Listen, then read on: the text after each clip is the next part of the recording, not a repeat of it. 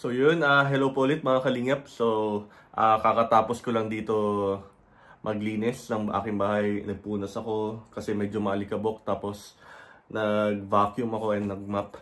So, for this video, mag-unboxing tayo ng maleta. Ano nga ba yung mga dinadala ng isang Kuya P pabalik ng Alemanya, pabalik ng Germany? So yun, quick room tour muna tayo sa mga nagtatanong kung anong klase ng room ko dito. So yan, dyan po yung kusina and yung CR namin dyan. Computer setup ko dito, ayan. Tapos ito din, ayan na yung bed agad. Maliit lang itong room ko is 25 square meter lang pero napaka-thankful ko sa room na to. So ito, may sofa ko dito and then ito, garahe.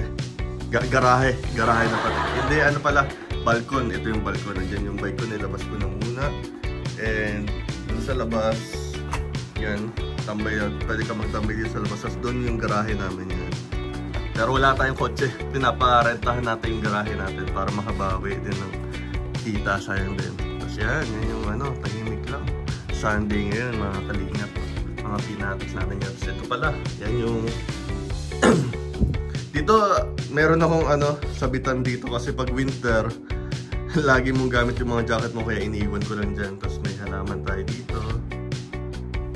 Sisi, and then yun, si Mama, Papa Jesus, and then konting halaman and my shoe collection. So yun, yung maleta ko, unboxing natin mga pinatics natin dyan. So let's go. So, protection yung maleta natin. Meron tayong belt. Belt is secure. Meron din tayong cover. Ayan. Para hindi nasisira yung maleta. Yung maleta ko 4 years na din. Grabe.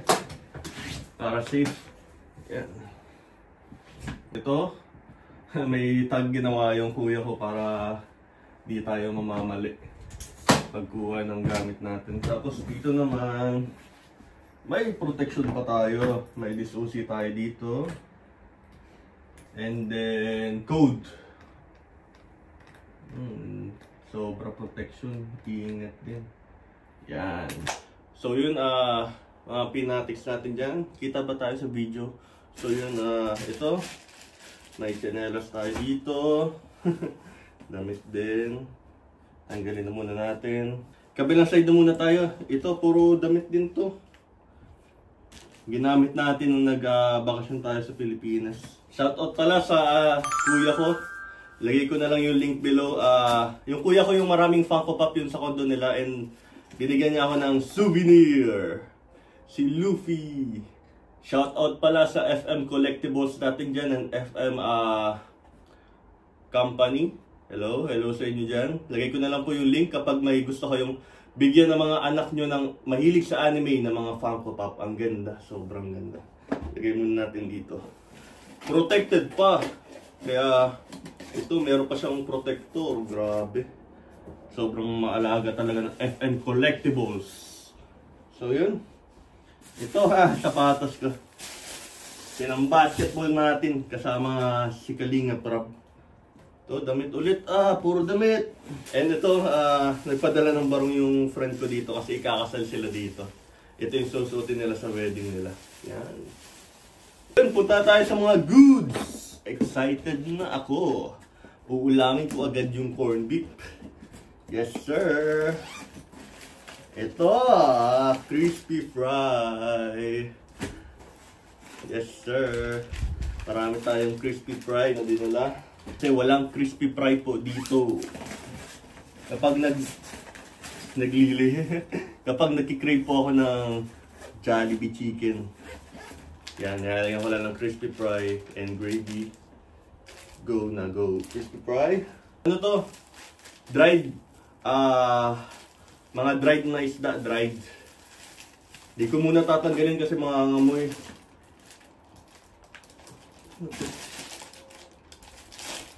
Nagpabili pala sa akin ng gamot para doon sa baby niya dito. Bumila ko ng mga gamot. Kasi iba pa rin yung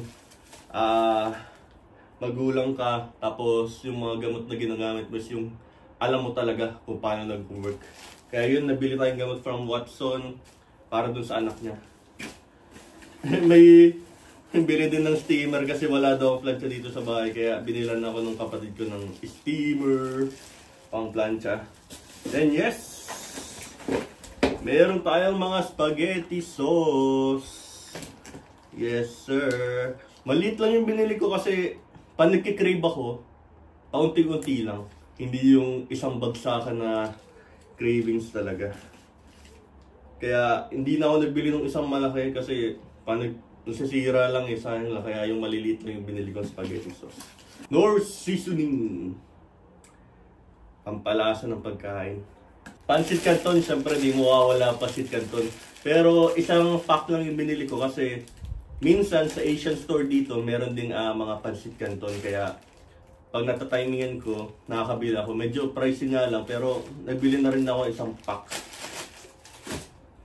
Yan. Ito pala. Ito, favorite ko din to, banana ketchup. Banana ketchup. Kasi ang ketchup dito is tomato lang, maasim. Hindi ko nakagiyasnan. Kaya ito, banana ketchup, sobrang tamis, sobrang sarap. Iba pa rin ang panlasang Pinoy, banana ketchup. Nor seasoning, mga nor cubes, and pampalasa, sinigang sa gabi.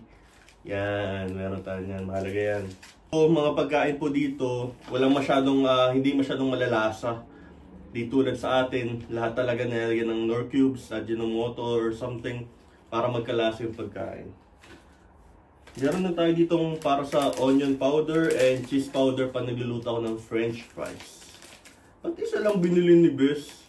Shoutout pala sa bunsong kapatid ko, ba't isa lang binili mo? Kulang yan. And ito, coffee mate. Ang dami kong binili coffee mate, tatlo. Mahilig kasi ako magkape, mga pinatics natin dyan. Kasi para may energy din tayo sa work. Meron din naman ditong powder, creamy, ang tawag doon, coffee mate, mga ganyan powder na para sa kape. Pero hindi masyadong malasa, hindi siya creamy di tulad nitong coffee mate natin from the Philippines. Diba? Masarap yan, masarap. Foods corned beef. Yes sir. Masarap to. Walang pure foods corned beef dito. Ayan. And my favorite, palaman sa tinapay, Rino. Yan. Nakikita nyo po ba? Ay, Rino. Ng pang pancake natin, pancake. Wala kasi dito yung ganito. Meron kasi di masarap. Kaya, bumili ako. Another nor cubes. And then, shoutout pala kay Ate Lenore sa asawa ni Kuya. Nagpadala siya from Cebu ng dried mangoes kasi nasa Cebu siya nung nakaraan. So yun, ito pasalubong ko sa mga German colleagues natin, katrabaho natin. Magugustuhan nila to sigurado. Dried mangoes and meron din mangorin sa mga taga-Cebu dyan. Cebu. Yun. Cheese whiz. Yan, cheese whiz. Pampalaman sa tinapay. Okay, nag-unix tayo dito. Dito pala sa bahay namin is, tawag dito, meron kaming keller kung tawagin. Keller is basement. Kaya kung may mga extra kang gamit na di naman masyadong mahalaga, iniiwan na muna dun sa basement. So yun, itong maleta, aayusin na natin siya and iwan natin sa basement. So yun, para mabawasan yung space natin dito sa bahay. So yun, mga pinatics natin yan, mga kalingap. Doon na nag-end ang ating video. Thank you sa inyong panonood. So, yun lang, mga simpleng bagay lang yung dinadala ko pabalik dito sa Germany kasi meron na din namang mga Asian store dito. Tapos si ate na vendor ng Asian store is Filipino din. Kaya mas prefer nilang magdala ng mga Filipino goods. Kasi alam nila marami na din Filipino dito sa Germany, dito sa lugar namin Erlangen. Meron din dito siguro mga 100 na Filipino na immigrants. So yun, thank you po sa lahat ng manonood dyan. Please subscribe to my channel and turn on the notification bell below. Thank you po. And like my video para mas maganda yung ibigay sa ating algorithm ni YouTube. So yun, thank you very much. Ingat po kayo lagi. Cheers!